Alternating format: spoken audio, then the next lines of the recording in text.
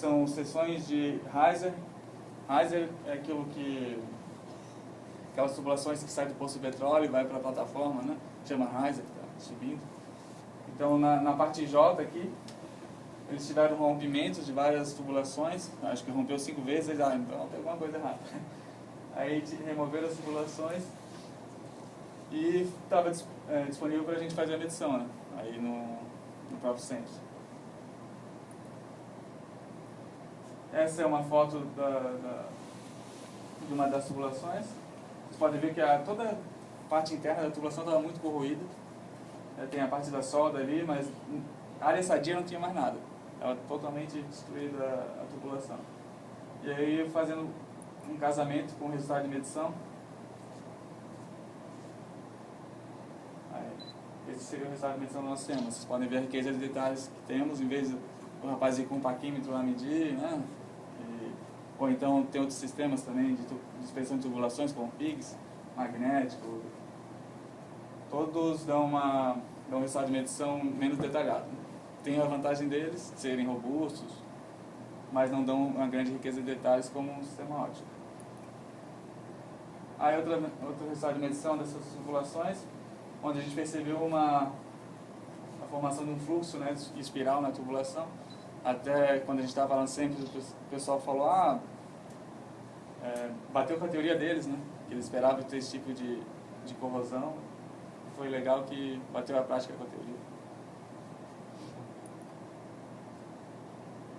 Pois bem, fiz alguma coisa que ele trocou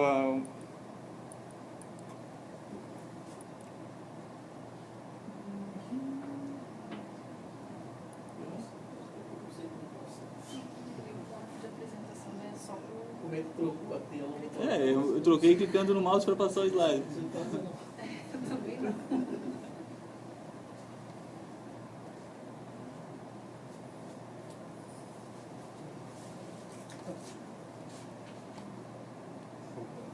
Voltou? Eu não vou mexer nesse mouse aqui não. Cara, uma hora funciona, ele tá de mal comigo. Ih, o problema é que zerou o tempo aqui. Vamos ao processamento agora na placa de vídeo. Então, nesse projeto Pérola, acredito que foi uma das primeiras experiências que nosso grupo teve com a programação paralela, né, placa de vídeo. A gente está bem engatinhando ainda, assim, a gente fez praticamente o básico, mas já foi um grande ganho para o nosso projeto. Viabilizou, na verdade, a realização do sistema como a gente vislumbrava. As etapas de processamento. Basicamente, a imagem é adquirida no host, né? Passa pela PCI Express, vai para a placa de vídeo. Dentro da placa de vídeo, o que a gente vai fazer? Um remapeamento da imagem, já vou explicar o que é. Depois a gente faz um cálculo de limiar, que é para detectar o nível de ruído, né, da linha de laser, para remover o ruído, isso só até o que nos interessa. Depois a gente detecta em si a linha do laser, onde está a linha do laser. E por último, converte para milímetros, utilizando aquele polinômio que eu mostrei para vocês. Então, o que é essa retificação, remapeamento da imagem? Temos a imagem em coordenadas polares, né, onde a gente definiu o nosso raio mínimo e máximo, esse anel de interesse. Agora, para processar na placa de vídeo, o ideal seria que isso aqui tivesse naquela forma ali, linear, uma matriz, certo? Então, a primeira etapa seria fazer isso. A gente tem que fazer de todo jeito. Então, a gente já deixa uma matriz pronta que facilita as contas depois.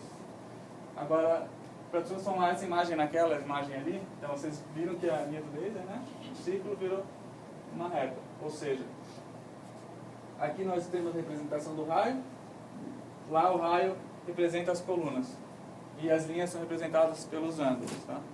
Então, quantas colunas nós vamos ter? O raio máximo menos o raio mínimo. No caso aqui, 256. Quantas linhas nós vamos ter? É a quantidade de ângulos que estamos analisando, né? Então, é 0,25 graus. Então, 4 vezes 360, os 1.440 linhas. Cada pixel dessa imagem retificada é formado por uma interpolação de 4 pixels da imagem original. Então, aqui está o exemplo da interpolação. Simplesmente uma interpolação linear. imagina aqui, né? Só esses dois itens. Se eu tiver com uma ponta bem no meio, eu vou pegar 50% desse pixel e 50% desse pixel. Se eu tiver com meu ponto aqui, vou usar 100% desse pixel, né? Isso é uma interpolação bilinear entre dois valores.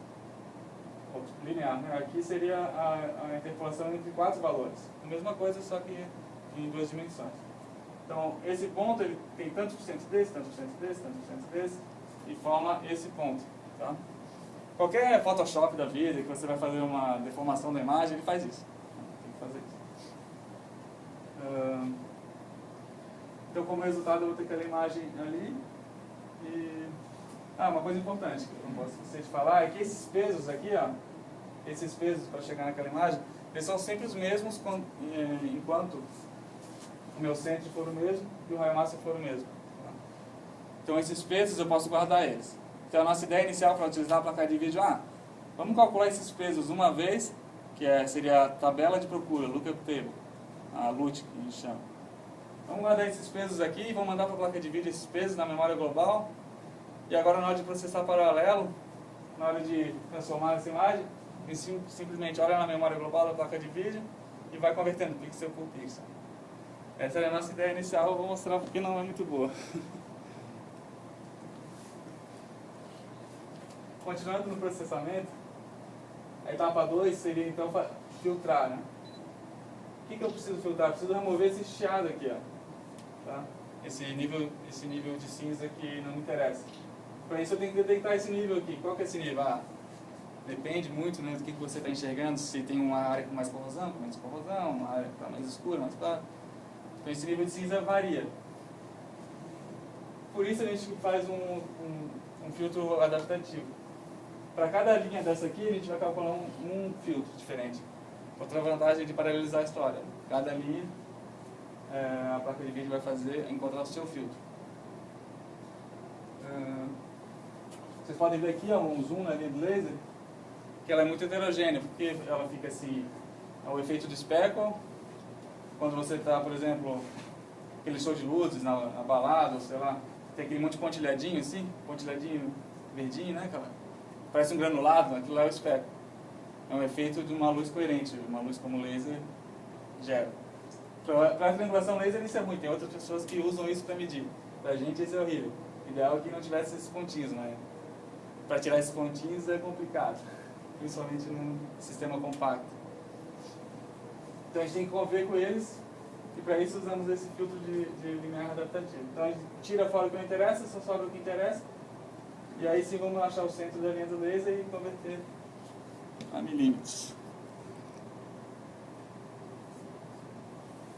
Como é que eu estou de tempo aqui? Acelerar? Então qual que é o requisito do sistema? O tempo gasto para processar uma imagem tem que ser menor que o tempo entre aquisições. Então, entre a câmera pegar uma foto e outra, tem que já ter processado e guardado. Por quê? Porque a gente não quer guardar 50 mil imagens. Vai medir, a gente vai pegar uma imagem por milímetro, né? 50 metros é 50 mil imagens. Então, isso não é muito interessante, a gente quer guardar só o resultado. Então, temos que processar mais rápido do que adquirir. O período, no caso a câmera, a velocidade máxima é 60 Hz, então isso dá 20 milissegundos, nós temos 20 milissegundos para processar a imagem. Experimentos que nós fizemos, aqui está a configuração das máquinas, são máquinas relativamente boas, né? Uma placa de vídeo na época que eu já adquiriu era o top de linha, GTX 480, e os tempos foram esses, 27 milissegundos. No caso aqui, processamento só na CPU, tá? E outra coisa é isso não é C++, é C#. Eu sei que C++ talvez ganhasse um pouquinho de tempo, mas não faria milagres também. Sendo assim, temos que usar a placa de vídeo porque não dá tempo de processar. Mesmo se desse 20 milissegundos ou um pouquinho menos, o software ia ficar todo travado só para processar e não conseguiria utilizar o software. Então, quando a gente está fazendo processamento na placa de vídeo, primeiro vamos fazer aquela retificação da imagem e depois as continhas que a gente faz é muito simples. muito simples. É redução vetorial, tá? Redução vetorial é mais ou menos isso aqui. Isso aqui eu tirei de um artigo disponibilizado pela NVIDIA, onde ele fala a forma mais eficiente possível de fazer uma redução vetorial. E a gente seguiu o que eles falavam. Então a ideia é o seguinte, pegar cada array aqui, esse é o meu array, eu quero chegar na soma desses itens, por exemplo. Aí a melhor forma possível seria pegar esse com esse, esse com esse, esse com esse. E fazendo... Fiz essa soma, vou para outra thread, de novo, até chegar aqui na soma dos itens. Então essa é a continha que a gente faz. E aí minhas equações foram pro Berarel. Mas basicamente eu calculo o padrão, onde eu preciso fazer a soma dos itens, normal, e fazer a soma do quadrado, ou seja, antes de somar, multiplicar ele por ele mesmo. Então, bem tranquilo.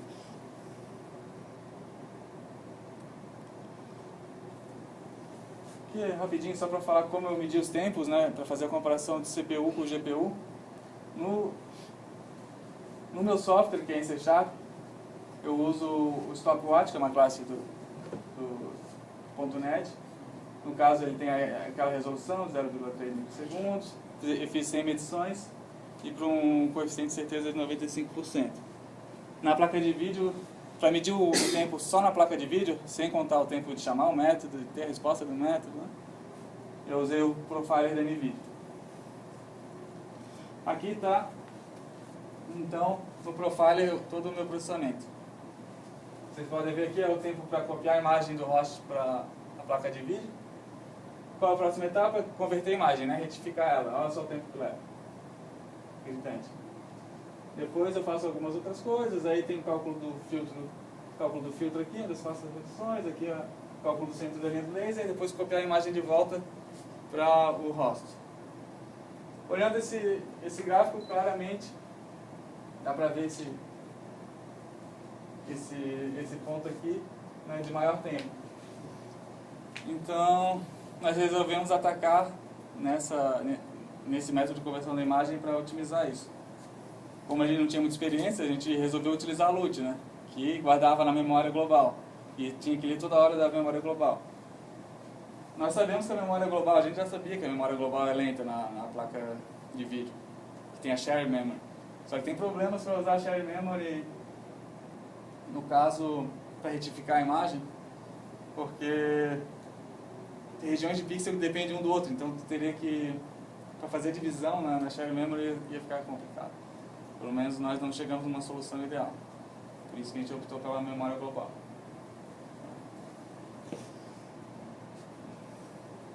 O tempo aqui já estava bom, né? 6 milissegundos, bem menor do que 20.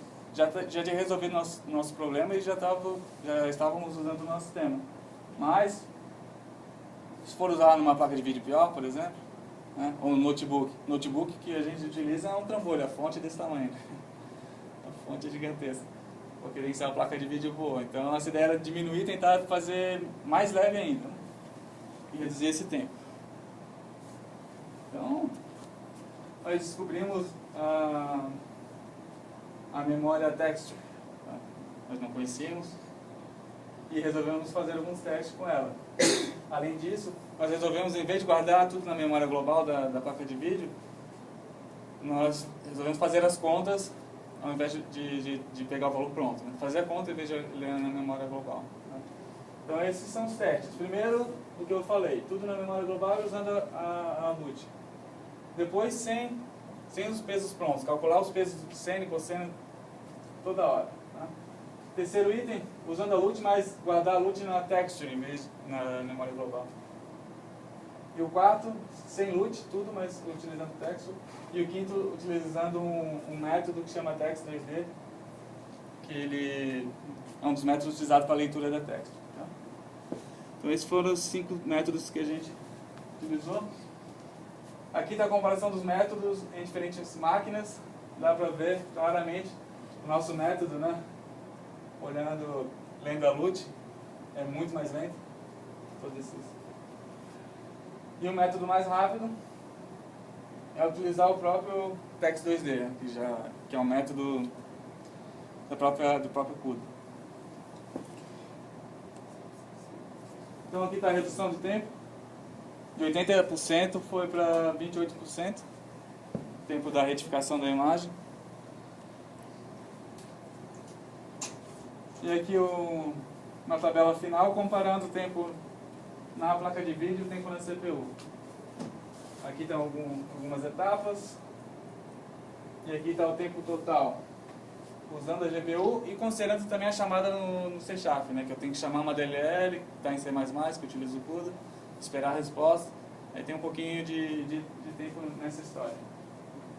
Não muito considerável, mas tem. Então aqui está o tempo, as incertezas e o tempo total na CPU. A divisão deles está aí o ganho de velocidade. O maior ganho foi de 20 vezes com a GTX 480 no desktop com i7. E já no notebook, que é o que a gente mais utiliza o sistema, que é portátil para levar para as medições, temos um ganho de 12 vezes, também bem considerável. Finalmente as conclusões. Aqui eu mostrei para vocês um perfilômetro óptico, capaz de medir com grande riqueza de detalhe o interior de tubulações. Foram apresentadas diferentes maneiras de realizar, né, essa interpolação da imagem, usando os pesos prontos ou calcular tudo na própria placa de vídeo ou utilizar a própria Tex 2D. Uma coisa que eu esqueci de dizer, na Tex 2D, eu mando lá, eu quero pegar dessa textura, é uma matriz, e quero pegar esse valor de pixel, 1,5 e 2,7, então ela interpola para mim. Eu dou valores quebrados e ela já interpola para mim. Então isso é muito mais simples do que a gente fez, muito mais simples e muito mais rápido. Então, na verdade, foi até um desconhecimento da tecnologia. Agora a gente sabe como fazer interpolação de imagens de forma eficiente. O tempo de transferência, né, da imagem do host para o device não foi um gargalo, no nosso caso, não foi considerável. E o uso da GPU para processamento de imagem tornou viável, né, a gente utilizar a máxima frequência da câmera, que é 60 Hz. E além disso, teoricamente, podemos chegar com o hardware atual 500 Hz, né, de 500 imagens por segundo, utilizando uma câmera mais rápida, é claro. O gargalo não está na câmera, né? O gargalo está na câmera, desculpa, não no hardware, não no processamento, isso é muito bom. Ali está os ganhos de velocidade final. Era isso que eu tinha para falar. Só falar um pouco do meu laboratório. Eu trabalho no Navimetro. Lá tem outros projetos. A ideia é fazer medição óptica, né? Esse caso é um caso específico de medição com triangulação laser.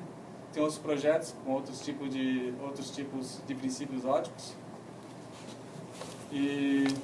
Mas com o uso de placa de vídeo, esse é na prática o que mais está utilizando placa de vídeo, né? A gente tem outros bolsistas trabalhando até com OpenCL, mas também estamos começando, né? A vantagem do OpenCL, né, pode usar em qualquer placa de vídeo. Infelizmente o CUDA ele não pode usar na AMD, tem que comprar tudo da NVIDIA. Eu acho que isso não vai mudar tão cedo, né? Então eu espero que o OpenCL fique um pouco mais alto nível, como a professora falou. Era isso, se tiverem alguma dúvida, estou aberto, obrigado. Tem uma dúvida barra comentário. Nesses testes que você colocou essa lookup table, não sei se você chegou a usar a memória constante da placa de vídeo. Não sei qual que é o código disso daí em CUDA. Eu usei a memória global, que todas as threads poderiam acessar, né? Que eu precisava de várias threads acessando. É porque essa memória constante, ela tem uma limitação de espaço aí, que costuma ser 64K. Eu vi isso. Eu acho que eles não podiam utilizar. Não podia, né? É. E outra coisa é que esse Tex 2D, eu não mexo muito com CUDA, mas eu estou entendendo que ele deve ser o equivalente ao Read Image F do OpenCL, que é o que usa o hardware de interpolação em vez de usar o processamento, ele usa o próprio hardware de interpolação para poder te dar essa... Quando a gente descobriu isso, aí ficamos maravilhados. Porque a mesma memória global, mas com queijo. Então... Isso é excelente. Sim. E aí agora as placas de vídeo novas, elas estão saindo com uma diretriz que você coloca o acesso na memória global, que você aloca ela na memória global, mas você dá uma diretriz que em OpenCL é const, não sei como é que é o nome em CUDA, e as placas de vídeo antigas não tem, mas as novas tem um cache otimizado especificamente para quando você diz que aquilo ali é const, que você não vai escrever ali. Sim. Então eu não sei, talvez Aqui é o meu caso. dá uma olhada nisso. Eu pego a imagem original, deixo ela fixa e vou criando uma outra imagem.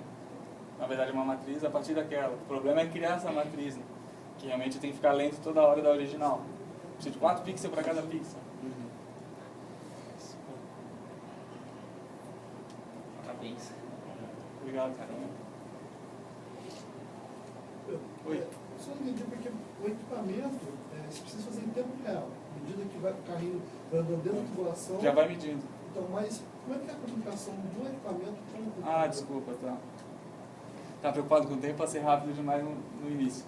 O equipamento ele tem umbilical, seria um pig com umbilical. Então, essa câmera é uma câmera Ethernet que a gente chama, né? Câmera Gigabit Ethernet, que ela funciona a 1 gigabit por segundo, então tem um cabo de rede.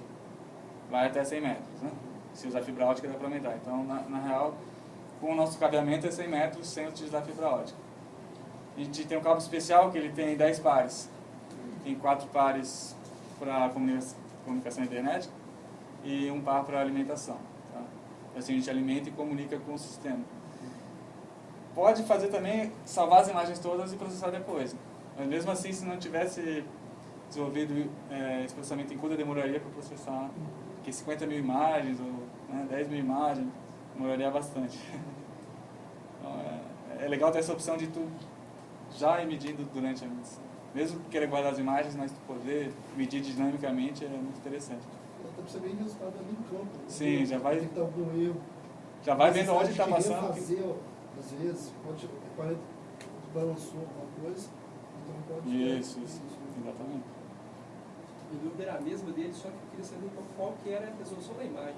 Ah, desculpa, eu passei rápido também, mas tinha no slide lá, 1024 por 1024. É um CCD quadrado, até um achado, assim, porque CCD retangular pra gente não serve pra nada, né? E como é CCD, não adianta tu definir uma área de interesse, tirar as bordas que o tempo vai ser o mesmo, porque o CCD é por linhas. Né? Então, a diferença é CMOS. CMOS pode definir a área e aí fica mais rápido a câmera. Mas, então a gente achou esse CCD quadrado e 60 Hz é também difícil de encontrar uma câmera Ethernet 60 Hz com essa resolução.